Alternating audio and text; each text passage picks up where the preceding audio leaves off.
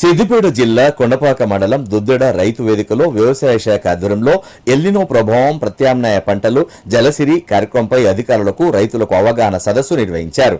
మండల వ్యవసాయాధికారి శివరామకృష్ణ ఆధ్వర్యంలో నిర్వహించిన ఈ కార్యక్రమానికి మండల ప్రత్యేక అధికారిని Varalakshmi, MPDO Venkateswarlu, AMC chairman Veerupaka శ్రీనివాసరెడ్డిలు ముఖ్య అతిథులుగా హాజరయ్యారు.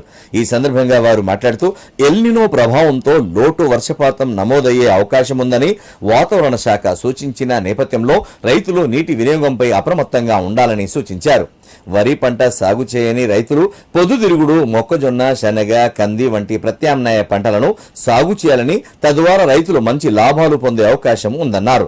రైతులకు ఈ విత్తనాలను ప్రభుత్వం సబ్సిడీపై అందజేస్తుందని అధికారులు తెలిపారు. అలాగే ఈజీఎస్ ద్వారా ఇంటింటా సోక్ పిట్లు, వ్యవసాయ పొలాల వద్ద ఫామ్ పాండ్లు నిర్మించుకుని వర్షపు నీటిని నిల్వ చేసుకోవడంతో పాటు నీటి సంరక్షణకు ప్రతి ఒక్కరూ ప్రాధాన్యత ఇవ్వాలని సూచించారు. ఈ అవగాహన కార్యక్రమంలో ఈజీఎస్ ఏపీఓ పాషా, పలు గ్రామాల సర్పంచులు, పంచాయతీ కార్యదర్శులు, ఈజీఎస్ టీఏలు, ఎఫ్ఏలు, వ్యవసాయ శాఖ ఏఈఓలు, రైతులు పాల్గొన్నారు.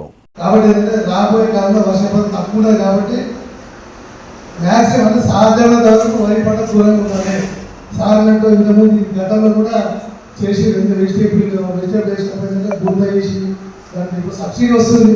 సబ్సిడీ తీసుకొని గుంతలేసి నీళ్ళు ఆదా వేసుకొని తక్కువ నీటితో ఎక్కువ పంటలు పండించే ప్రయత్నం. సో దానికి సంబంధించి మనం గత 2 నెలల నుంచి కూడా వివిధ రకాలైన గ్రామ సభలు, వివిధ సందర్భాల్లో మనం రైతులకి ఇదే విషయాన్ని పదే చెప్తున్నాము.